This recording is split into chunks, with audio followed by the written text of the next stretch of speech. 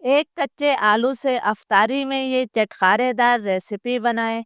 यकीन करें खाने वाले आपकी तारीफ करते हुए नहीं थकेंगे। तो चलिए देख लेते हैं कि इसे किस तरह बनाया जाता है। अस्सलाम वालेकुम। मेरा नाम है शाहीन और मैं अपने किचन में आप सबको खुश आमदीद कहती हूँ। आज मैं अपने किचन में अफ्तारी के लिए एक कच्चे आलू से बहुत ही चटपटी रेसिपी बना रही हूँ।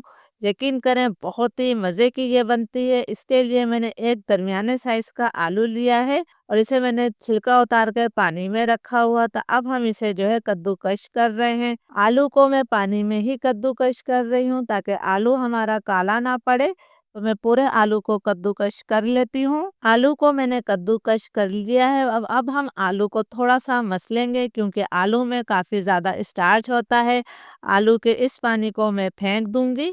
फ्राई पैन में मैं 2 खाने के चम्मच तेल डाल रही हूँ। बहुत ज़्यादा तेल की हमें ज़रूरत नहीं है। तेल को मैं गरम कर लेती हूँ। तेल गरम हो गया है तो इसमें मैंने 1 चाय का चम्मच सफ़ेद ज़ीरा शामिल किया है।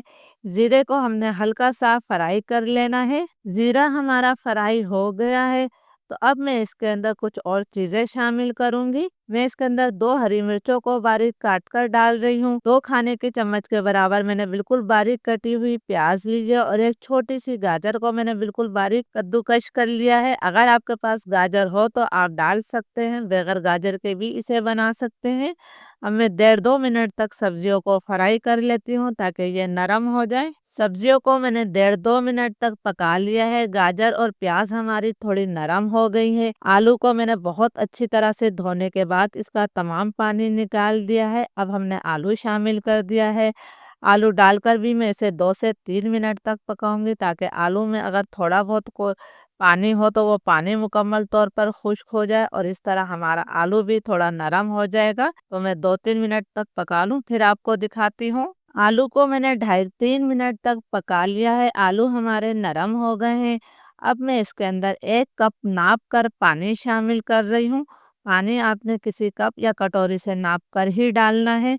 इसे हमने अच्छी तरह से मिक्स कर देना है। अब मैं इसके अंदर कुछ मसाले शामिल करूंगी। 1 चाय का चम्मच में कुटी हुई लाल मिर्च डाल रही हूँ। 1/4 टीस्पून मैंने इसके अंदर नमक शामिल किया है। 1/4 टीस्पून ही हमने हल्दी पाउडर शामिल कर दिया है। आधा चाय का चम्मच मैंने इसके अंदर चाट मसाला शामिल किया है। मैं इसे थोड़ा सा चटपटा ही बनाऊंगी। और ये है मेरे पास कनौर नूडल्स के साथ जो साशे आता है, उसमें से मैं ये आधे साशे डाल देती हूँ। इससे बहुत मज़े का जायका होगा। लेकिन अगर आपके पास ये साशे नहीं है तो आपने इसके अंदर थोड़ा सा गरम मसाला पाउडर और थोड़ी सी पिसी खटाई डाल देनी है। इसे मैं अच्छी तरह से मिक्स कर रही हूँ और पानी में उबाल आने का इंतज़ार करते हैं। पानी में उबाल आना शुरू हो गया है तो अब मैं इसके अंदर आधा कप सूजी शामिल करूंगी। मैंने 1 कप पानी लिया था तो मैं आधा कप सूजी डाल रही हूँ। हम थोड़ी थोड़ी सूजी डालते जाएंगे और इसे अच्छी तरह से मिक्स करते जाएंगे ताकि इसके अंदर किसी किस्म की कोई गुठली ना बने। अभी हम इसके अंदर एक चीज़ और डालेंगे जिससे ये जो है बहुत ज़्यादा क्रिस्पी हो जाएंगे और इनका जायका कई गुना बढ़ जाएगा। मैंने तमाम सूजी डाल दी है और मैं इसे अच्छी तरह से मिक्स कर लेती हूँ। सूजी को मैंने बहुत अच्छी तरह से मिक्स कर लिया है तो अब इसे बहुत ज़्यादा कुरकुरा बनाने के लिए मैं इसके अंदर 3 खाने के चम्मच चावल का आटा शामिल कर रही हूँ। अगर आपके पास चावल का आटा नहीं है तो आप इसके अंदर कॉर्नफ्लोर भी डाल सकते हैं। उससे भी बहुत ज़्यादा क्रिस्पीपन आता है। ये मैंने 3 खाने के चम्मच डाल दिया है। इसे भी हम अच्छी तरीके से मिक्स करते हुए लो फ्लेम पर इसे हम तकरीबन 1.5-2 मिनट तक पकाएंगे। 1.5-2 मिनट में ये बिल्कुल जो है सिमट जाएगा और एक डो की तरह का हो जाएगा। जिस तरह एक डो होती है, ये इस तरह बिल्कुल सिमट जाएगा। 1.5-2 मिनट में इसने पैन को बिल्कुल छोड़ दिया है और ये एक डो की शक्ल में आ गया है। तो अब मैं चूल्हा बंद कर रही हूँ और इसे हमने थोड़ा ठंडा कर लेना है। आलू और सूजी का मिक्सचर हमारा थोड़ा ठंडा हो गया है। आपने इसे बहुत ज़्यादा ठंडा नहीं करना है।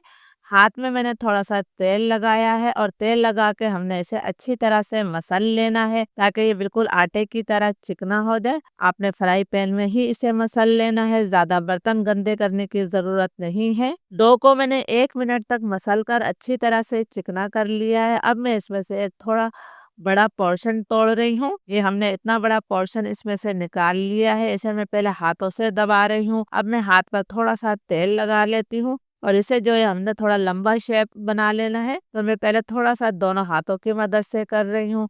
अगर इस तरह आपको मुश्किल लगे तो आप इसे प्लेट में रख के जो है इसे इस तरह मसलें और इसकी एक लंबी सी स्टिक बना लें। मैंने इसे हाथों से बढ़ाकर काफ़ी लंबा कर लिया है। आप इसे छोटा भी साइज़ में कर सकते हैं। मैंने थोड़ी लंबा ही इसे रखा है। अब मैं प्लेट पर ही थोड़ा-सा कॉर्नफ्लोर डाल रही हूँ। आपने कोई 10 बर्तन नहीं करने हैं। इसी प्लेट में मैंने थोड़े से ब्रेड क्रम्ब्स डाल दिए हैं। अब जो हमने पोटैटो स्टिक बनाई है, इसे हमने जो है इस पर लगा देना है। जो हमने कॉर्नफ्लोर और ब्रेड क्रम्ब्स लिए हैं, बहुत आसानी से ये लग जाएगा। ये देखें, इस तरह हमारी एक बेहतरीन सी पोटैटो स्टिक तैयार हो गई है। तो इसे हम अब साइड पे कर देते हैं और मैं बाकी तमाम इसी तरह बना लेती हूँ। मैंने तमाम पोटैटो स्टिक तैयार कर ली हैं। अगर आप इसे फ्रीज करना चाहते हैं तो किसी भी एयर टाइट कंटेनर में रखकर आप इसे डीप फ्रीजर में रखते हैं और 15 दिन तक आप इसे इस्तेमाल कर सकते हैं। हाई फ्लेम पर तेल को मैंने गरम कर लिया है। तेल आपका थोड़ा तेज ही गरम होना चाहिए। फ्लेम मैंने अब मीडियम कर दिया है। तो अब हमने पोटैटो स्टिक को उठाना है और इसके अंदर तेल में डाल देना है। तो एक वक्त में जितने पोटैटो स्टिक आएंगे फ्राई पैन में मैं उतने डाल लेती हूँ। ये मैंने 4 पोटैटो स्टिक डाल लिए हैं। अभी हम इसकी साइड को तब्दील नहीं करेंगे, बल्कि चम्मच की मदद से इसके ऊपर भी हमने थोड़ा थोड़ा तेल डाल देना है। ये देखें, थोड़ा थोड़ा तेल आपने तमाम पोटैटो स्टिक पर चम्मच की मदद से डालना है। इन्हें फ्राई होते हुए 2 मिनट हो गए हैं। अब आप इसे बेफिक्र होकर अलट पलट कर सकते हैं। अब आपने जो है इन पर अच्छा सा गोल्डन ब्राउन कलर आने और क्रिस्पी होने तक अलट पलट करके फ्राई कर लेना है। अल्हम्दुलिल्लाह ये अच्छी तरह से फ्राई हो गए हैं। इन पर प्यारा सा गोल्डन ब्राउन कलर आ गया है। तो इजाज़त दीजिए। अल्लाह हाफिज़।